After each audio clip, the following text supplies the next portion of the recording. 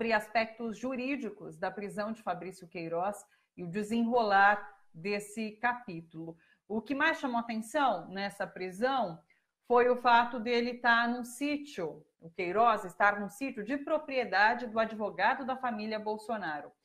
Frederic Wassef, o advogado de Bolsonaro, atua no caso da facada que o então candidato Jair Bolsonaro levou durante a campanha, e ele também defende Flávio Bolsonaro, que é filho do presidente e senador, no caso do esquema da rachadinha, quando então ele era deputado no Rio de Janeiro.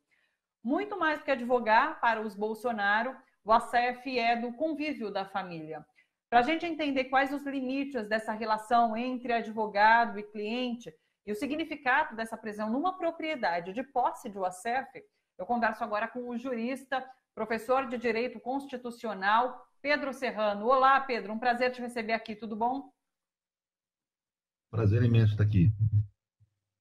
Pedro, eu queria que você começasse falando um pouquinho sobre esse aspecto importante de Queiroz ter sido encontrado num sítio, né, numa casa do advogado.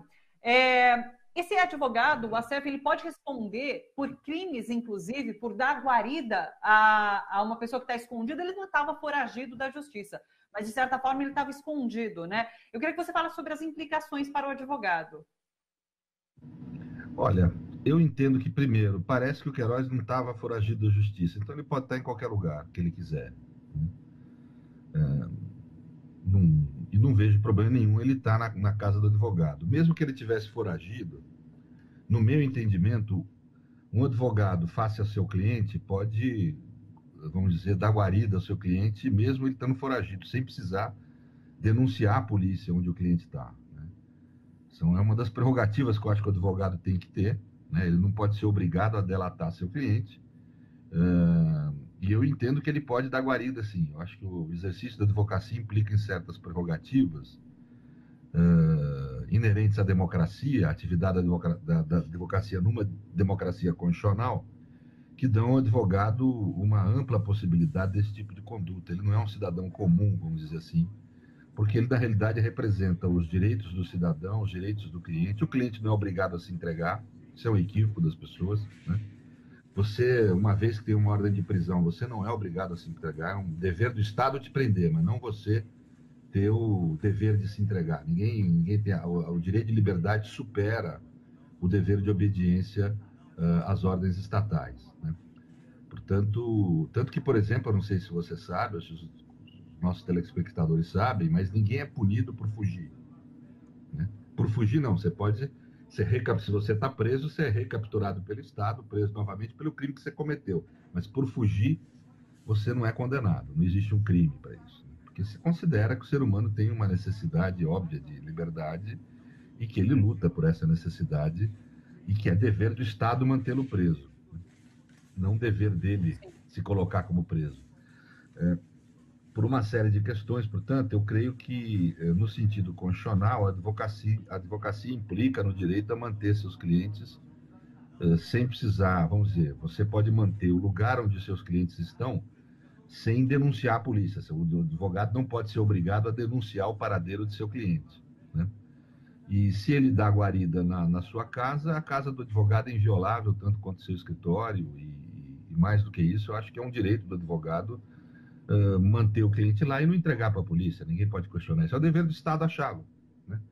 Nós hoje em dia estamos num momento que eu chamo de medidas de exceção, né? Onde você tem um autoritarismo líquido no Brasil e no mundo, e uma das características disso é querer transferir aos particulares função de polícia do Estado. Essa coisa de compliance, dependendo da forma como é interpretada, funções do entender que cidadania não é a titularidade de direitos que deveria ser, que opõe limites ao Estado, mas entender cidadania como exercício de um poder de polícia, né? Como se fosse o cidadão poder exercer um poder de vigilância e fiscalização sobre os outros, né? E também o advogado, né? Como se o advogado tivesse não a função de defender os direitos das pessoas, mas sim um agente estatal de punição, de persecução, de aprisionamento, né? Isso é muito equivocado. Por exemplo, hoje em dia tem países que estipulam que o advogado tem que justificar o quanto ganhou de dinheiro, tem que verificar se esse dinheiro veio de crime ou não veio, ou seja, fiscalizar o cliente, que é uma coisa absurda em termos de valores da democracia constitucional. Portanto, embora a gente possa ter toda a antipatia do mundo para essa gente que está sendo presa, aí nós temos que sempre ter a cautela de manter os valores da democracia constitucional. Você sabe que o fascismo vence nem é quando ele nos aprisiona, porque sempre vão ter os que dentre nós vão estar livres, nem quando nos mata, porque vão sobrar os vivos para levar nossas bandeiras. Mas ele nos vence quando ele nos transforma em algo parecido com ele. Nós não podemos ser parecidos com essa gente. Nós temos que, nesse momento que eles estão sendo presos, defender os seus direitos, defender a democracia constitucional e os valores da nossa Constituição. Professor, de fato, eu entendo assim o básico do direito, por isso que surgem tantas perguntas nesse momento. Deixa eu trazer um aspecto aqui, um detalhe desse pedido de prisão. No mandado de prisão de Queiroz consta obstrução de justiça. E daí, fazendo uma ligação de que o ASEF, ele não é o advogado de Queiroz, ele estava abrigando Queiroz de alguma forma ali na casa dele. Isso não se configuraria que ele estaria, de certa forma, ajudando Queiroz a se esquivar de cumprir um papel, de fornecer, de fato, informações à justiça? Ele é advogado do Flávio Bolsonaro, mas ele não é advogado, de fato, o ASEF, de Queiroz. Então, ele é tratado como um cidadão comum nessa relação? Olha, é uma questão complexa, está na zona cinzenta do direito, vamos dizer assim, né? Mas eu entendo que não. Eu acho que ele... Primeiro que eu não tenho... Pelo tudo que eu vi até... Eu não conheço o caso. Eu estou vendo agora pela televisão, como todo mundo aí. O que eu vi esse advogado declarando na televisão é que, primeiro, não é verdadeiro que Queiroz não tenha se apresentado. Ele se afirma isso. O Queiroz sempre teve à disposição, que se apresentou ao Ministério Público, etc. e tal. Não tenho por que desconfiar da palavra do advogado, né? A não ser que surja uma demonstração em sentido contrário. Portanto... O Queiroz era um cidadão livre, aí surgiu uma ordem de prisão agora, nesse momento, e ele foi encontrado e preso, né? Qual o problema dele estar na casa do advogado? Não, ele podia estar na casa dele, na do advogado, na de um parente, na de um amigo, podia estar passando o fim de semana lá. Eu não estou vendo aonde que isso, a ordem de prisão, pelo que eu sei, saiu agora, nesse exato momento. Até então, o Queiroz era um homem livre, né? Ele podia ir para qualquer lugar, né? Eu acho... Esse tipo de ilação que se faz, eu compreendo, surge mesmo no cidadão uma ideia complexa, né? Eu me lembro, por exemplo, se fosse o Lula sendo julgado agora, iam falar assim, olha o que eu vou te falar. O advogado é advogado do Bolsonaro e do Flávio Bolsonaro. E quem estava na casa dele era o funcionário do Flávio Bolsonaro, que tem relações com o Jair Bolsonaro, que pode dar problema para eles. Logo, provavelmente, esse sítio é do Jair Bolsonaro, né? Ou seja, é esse tipo de prova que eu vi no caso Lula, por exemplo, né? Quer dizer, que são formas de pensamento absolutamente abstraídas, sem nenhum standard probatório real. Nós temos que tomar cuidado para não reproduzir isso em relação a quem a gente antipatiza, porque esse meio, ele é um meio bárbaro, incivilizado. Nós não podemos pressupor essas coisas que as pessoas estão pressupondo. A realidade é que até ontem o cidadão Queiroz era um homem livre. Não havia nenhuma ordem estatal de prisão. Uma vez emitida a ordem, é dever do Estado capturá-lo. Ele não tem o dever de se entregar. A relação entre ele e o advogado fala que é ou não é, ele pode ter constituído advogado ontem, verbalmente, não precisa haver procuração. Nós não sabemos se é advogado dele ou não. Entendeu? Não, na verdade, ele já há pode ter um 30 advogado de Queiroz. Isso tem que já se há um advogado de preservar. Queiroz agora, que inclusive é o mesmo advogado de Adriano da Nóbrega. Ele já se apresentou, deu entrevista, inclusive, como advogado constituído de Queiroz. Teve uma sessão agora de conversa, inclusive, com Queiroz, de 20 minutos, mas, de fato, o ASEF, até onde sabemos até este momento, não é advogado de Queiroz. Portanto, por conta disso que surgem essas dúvidas. Veja, eu não posso dizer que é ou não. O fato dele ter outro advogado que se apresente com procuração no caso, não quer dizer que não haja outro advogado, que é esse ASEF, que tenha recebido uma procuração verbalmente, que esteja constituído, esteja defendendo ele, basta ele ter autorizado uma atitude qualquer de defesa, né, para o sujeito poder se apresentar como advogado do caso, ou pelo menos advogado dele, né? Eu acho que a presunção é em favor sempre do advogado, sempre em favor da defesa. sempre em favor Sim. do acusado, né? Não se Agora, pode ficar com professor, essas como que presunções funciona? contrárias. Ah, tem o meu advogado porque tem conluio. Calma aí, tem que provar o conluio. Tem que ter pelo Sim. menos indício, Como que né? funciona agora uma possível delação de Queiroz? Quem que aciona isso? Como que isso funciona, os trâmites para que Queiroz possa ou não fazer uma delação? Olha, primeiro, a meu ver, é inconstitucional tomar delação de pessoa presa. Então, para mim, já vai. Eu tenho esse ponto de vista. Eu não vou mudar porque é gente do Bolsonaro que está presa. Sim. Eu acho inconstitucional uma agressão intensa aos direitos fundamentais da Constituição se querer obter delação de quem está preso preventivamente. O indivíduo que está preso, ele não tem controle sequer sobre seu corpo. Ele está ali sujeito a uma série de domínios da máquina estatal. Ele está sob posse da máquina estatal. Ele, como pessoa, está sendo possuído pela máquina estatal. Quem tem a detenção do corpo dele é a máquina estatal. Esse sujeito tem que se presumir que ele não tem autonomia de vontade suficiente para poder fazer uma confissão. A delação é, antes de tudo, gente, uma confissão. Eu lembro aqui os processos de Moscou, os processos de Stalin, né? Que tinha processo, tinha tribunal, tinha juiz, tinha acusador, tinha todo o aparato próprio da justiça, mas todo mundo sabia o que ia ocorrer. E por saber o que ia ocorrer, para tentar minorar suas penas, para não serem mortos, ou terem pena de mortos, muitos confessaram que o regime desejava que se confessasse, né? Me lembro aqui, por exemplo, de Patiucanes, que foi o maior jurista marxista, certamente da primeira metade do século XX, o maior do marxismo soviético, que teve que assinar confissões contrariando tudo que ele escreveu, tudo que ele pensou na sua vida e na sua produção, né? Era o modo dele tentar sobreviver, no fim foi morto, né? Mas isso aí é um traço que representa esse tipo de conduta, né? Nós não podemos admitir esse procedimento bárbaro que tem sido feito no Brasil, de aprisionar pessoas para que elas confessem. A pessoa tem que ser aprisionada pelas razões que a ordem jurídica apresenta, que são razões ultra excepcionais, que só devem ocorrer se não houver outro meio de atender. Nesse caso, por exemplo, eu não tenho condição de avaliar, eu não tive acesso às decisões ainda, eu não encontrei na net.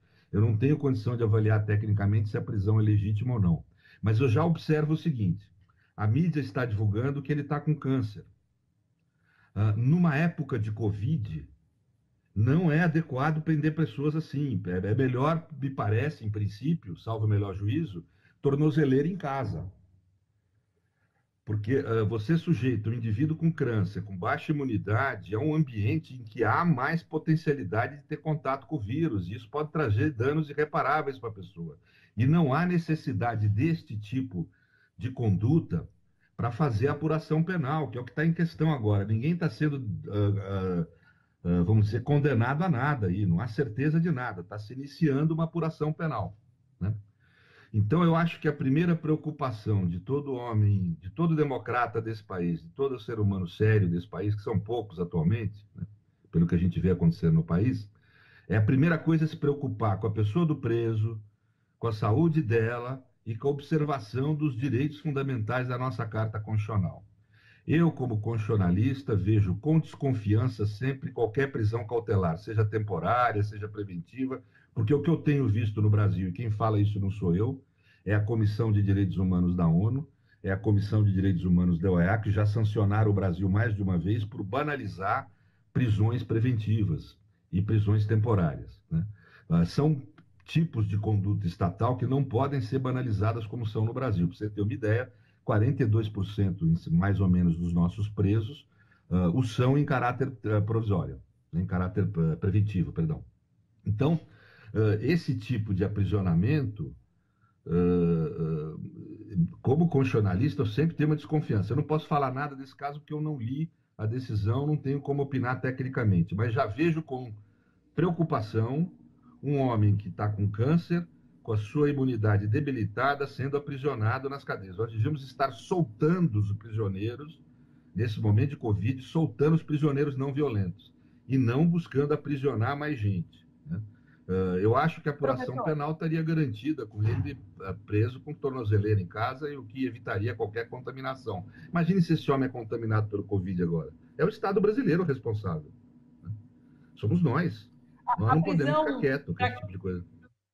para que a gente entenda, por que é pedida prisão preventiva, geralmente? É por conta de risco de fuga?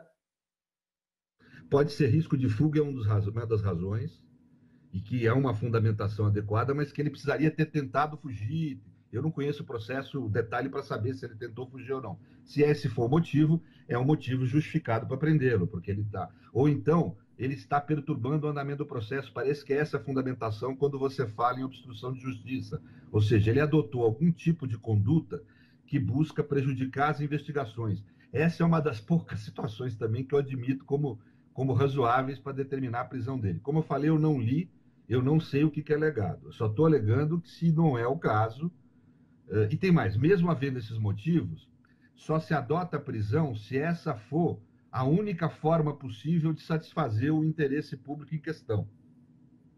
Ou seja, se utiliza da prisão em última ratio, como última razão, né? Quando não houver outro modo de resolver o problema. Por exemplo, quer se preservar o andamento da investigação, se prende só se não houver outro modo de preservar. Talvez a tornozeleira em casa, nesse momento de Covid, fosse o modo que preservasse ou não. Eu tenho que verificar, eu tecnicamente teria que ler, como qualquer advogado, nós não estamos tendo acesso às decisões, eu não sei o que está vendo, não estão divulgando, deve ser sigiloso, deve ter suas razões para isso, mas enquanto não divulgarem, né, como aquela moça que foi presa também essa semana, e a Sarah Winter, é difícil fazer uma análise se é correta ou não a prisão, porque também não foi divulgado o conteúdo da sua decisão. Eu só estou observando um pouco essa questão humana, que é um indivíduo que dizem que com câncer, sendo preso, quando aparentemente, eu não tenho certeza disso, eu precisaria também ver a papelada para saber com certeza, mas aparentemente seria satisfatório para o interesse público mantê-lo em casa com tornozeleira e o preservaria, vamos dizer, todos nós sabemos que um homem de uma certa idade com câncer, etc., com debilidade de imunidade, é mais propício a pegar o Covid do que outras pessoas e a desenvolver também a versão mais cruel da doença. Então, é só essa observação que eu faço nesse sentido. A partir desse momento que ele está preso, que Queiroz está preso, quais os próximos passos? É colher depoimento? O advogado já falou que vai tentar entrar com habeas corpus para pedir a liberação de Queiroz, mas como funciona? O que vem a partir de agora, professor?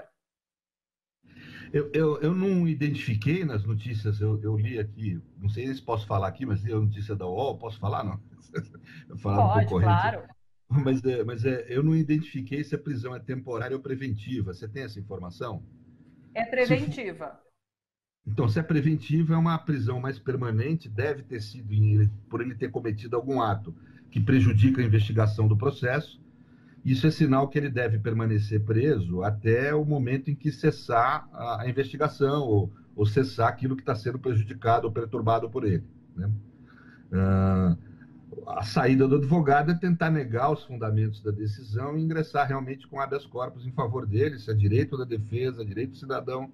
O tribunal vai apreciar para verificar se são razoáveis, adequadas ou não os argumentos de quem impetra o habeas corpus, né? E ele preso, ele vai estar mais fácil de ser tomado depoimento dele, deve ter o seu depoimento tomado, evidentemente, deve prestar depoimento sobre as circunstâncias. No Brasil tem se aceito a delação de quem está preso, né? Nós vimos isso e temos visto isso, né? Obviamente, se ele quiser fazer delação, vão aceitar por essa naturalização jurisprudencial que houve dessa forma, a meu ver, vil, de se fazer delação no Brasil, que é pegar a delação de quem está preso preventivamente, né? Eu, como constitucionalista, já vou achar que o processo é nulo a partir daí, se houver delação de pessoa aprisionada, né? Mas, de qualquer forma, delação, vamos aguardar. Ele pode sim delar. Em termos práticos, pode ocorrer uma delação. Não, mas e um depoimento? Porque a partir do momento que ele é preso, agora, nesse momento, ele depõe ou isso não é automático? Vai depor. Não, vai depor. Ah, tá. Então o depoimento vai acontecer de qualquer forma. Depoimento não que seja vai uma delação, acontecer. mas ele vai depor. O policial pode escolher, o delegado que preside o inquérito pode escolher que ele depõe agora ou que se consolide mais provas, ou alguma diligência que esteja em andamento. É difícil saber, eu não estou acompanhando o inquérito, mas ele pode aguardar mais um pouco para tomar o depoimento dele. Ele aguarda preso de qualquer forma. Mas, de qualquer modo, ele certamente vai depor no inquérito. Em algum momento ele vai depor, né? Ele vai ter que aguardar preso por esse momento, pelo que parece, né?